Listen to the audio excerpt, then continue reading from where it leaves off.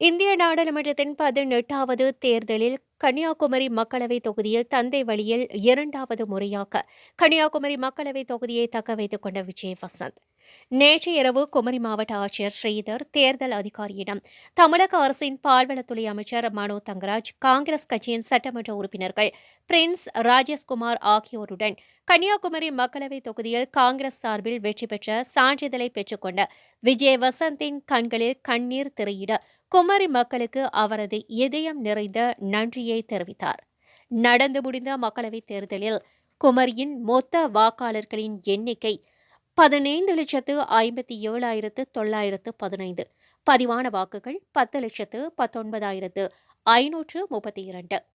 நாகர்கோயில் கோணம் பொறியியல் கல்லூரியில் 22 சுற்றுகளாக நடைபெற்ற வாக்கு எண்ணிக்கையில் காங்கிரஸ் கட்சியின் விஜய் வசந்த் 5,38,611 வாக்குகள் பெற்றிருந்தார். பாஜக சார்பில் 10வது முறையாக கன்னியாகுமரி மக்களவைத் தேர்தலில் போட்டியிட்ட பொன் ராதாகிருஷ்ணன் 3,60,203 வாக்குகளும், நாம் தமிழர் வேட்பாளர் மரிய ஜெனிபர் 51,725 வாக்குகளும் பெற்றனர்.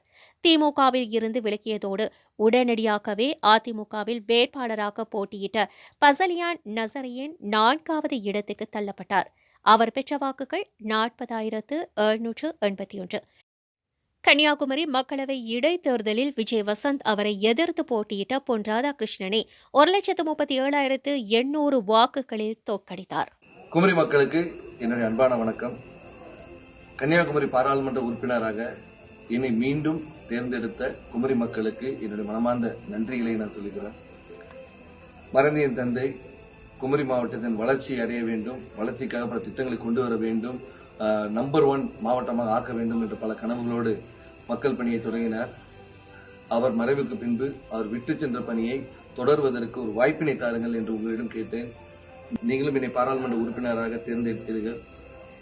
மீண்டும் என்னை கன்னியாகுமரி பாராளுமன்ற உறுப்பினராக தேர்ந்தெடுத்த உங்களுக்கு என்னுடைய மனமார்ந்த நன்றிகளை நான் சொல்லிக்கிறேன்.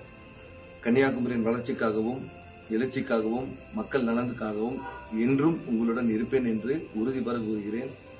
நன்றி.